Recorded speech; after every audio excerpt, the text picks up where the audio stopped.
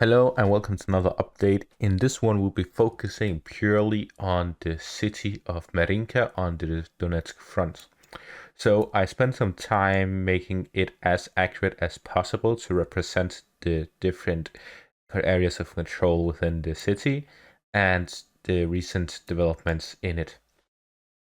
So starting out in the southeastern part, we see that this whole area is under Russian control.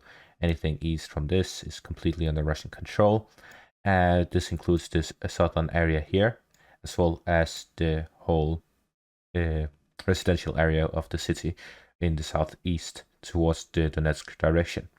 Then there's this small area in the middle that is contested, which means that neither side has full and clear control of the area, and either side can have control of it. And then further north, we see this area here, including this set of buildings, which is most likely some sort of school, is not under any clear control. It is contested as well. And finally, there's this northern residential suburban area, which is also contested. We see that this whole area here is not clear who controls it, but the eastern outskirts of it is under Russian control, and this road here is under Ukrainian control.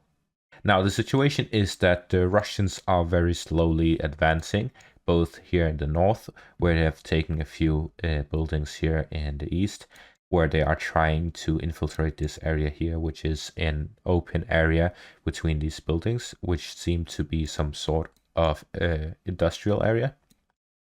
And then there is this school, or what it is here in the south, where they have all the other buildings in the area, after which there is an open field. So with the control of this building, they will have full control over this area here. And they'll be able to cut off Ukrainian defenses here in the north and take control of that, pushing them back to the suburban area and splitting the defenses into two, as this area here is difficult to cross through without this road. This would also allow them to attack the Ukrainian positions from the north, allowing them to attack from two positions and force the Ukrainians to pull back to this defensive line here, which cuts Marinka into two, with this main road being the... So most likely what the Russians are trying to do is take control of this school and then push towards the bridge, which goes across this river here, and take control over this suburban area as well as the eastern part of the road, and try to infiltrate Marinka from the north. At the same time, we have this whole northern area, which is completely empty, arid land, where there's a lot of farmlands and a few suburban housing areas, which means most likely what the Russians will try to do here is to cut off the bridge and then focus on this northern part rather than going through Marinka, as Marinka is much more heavily defended, while this suburban area is easier to walk through. If they manage to reach the second bridge here, they'll be able to flank the Ukrainian positions here in around Marinka, and at the same time they're trying to advance towards Pobjeda, which is similar to what Serves, which is similar to what Nevelske is to Pervomaiske, except it is more significant, as with the control of Pobjeda, the Russians will be able to flank Marinka from the south. With this, they will be able to operationally encircle Marinka by cutting off the northern escape as well as the southern escape and cutting off the main roads around Marinka. This will be able, with this they will be able to advance towards Hiorivka as well as cut off Marinka. With this they will be able to, after which they'll be able to take control over the city. So most likely what we're seeing right now is that they're trying to weaken the Ukrainian positions here to force the Ukrainian backline to come in and save them, leaving the other areas more vulnerable, and then they will attack those areas. Other than that, we're seeing that the Ukrainians are holding on to Marinka very fiercely. Since the start of the war, they have been able to hold the city and prevent the Russians from taking it. The Russians have taken about 50 to 60% of it, leaving the rest under Ukrainian control still. However, with the recent advances, they're able to show that they have not slowed down since they started. However, their pace since they started has been very slow.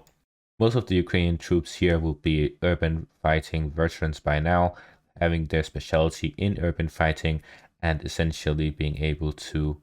So the current situation is that the Ukrainians are holding on to this southern area here, which is some kind of sports area. As we can see, there's some volleyball courts and swimming pools and some grocery stores as well. While there are some high-rise buildings here in the back line, as you can see, this means that this is a very well defensible position. That means that if the Ukrainians pull back a bit to get a better defensive position, it would look something similar to this, where they'll try to hold on to this area here in the south, which the Russians have not been able to push through. As I mentioned earlier, it is heavily defended. With that, the Russians will try to break through from the north, as I mentioned earlier, or try to go around from the south, as those are the options they have, as they're not able to break through the Ukrainian position in this southern area. At the same time, having to push through from the south means that they will have to go through this open field, and that leaves them vulnerable as they try to advance. Most likely, they will not see anything similar to this sort of operation until the ground has been frozen and winter has kicked in for real. Currently, it is -degrees in Ukraine and some snow has fallen. However, this is not enough for the ground to freeze, and we'll most likely see the temperatures rising again, which means that the snow will melt and the ground will be more muddy than it was before. So until winter really kicks in, the Russians will not be able to conduct any of such operations, as they get stuck on their way. So the situation right now is that the Ukrainians are holding on very fiercely, and the Russians will not be able to advance properly. They are advancing block by block, building by building, and it is a very slow and costly advance. As for the rest of the front line, there are rarely any new updates, as the situation is very stable. As I mentioned earlier, the current weather isn't perfect conditions for any offensive operations, so we're currently seeing a stalemate where both sides are building up their forces. As I've mentioned in a different video, the current situation is the calm before the storm.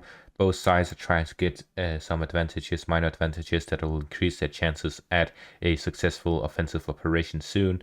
Other than that, we're seeing both sides building up their forces and waiting for the ground to freeze and the winter to kick in.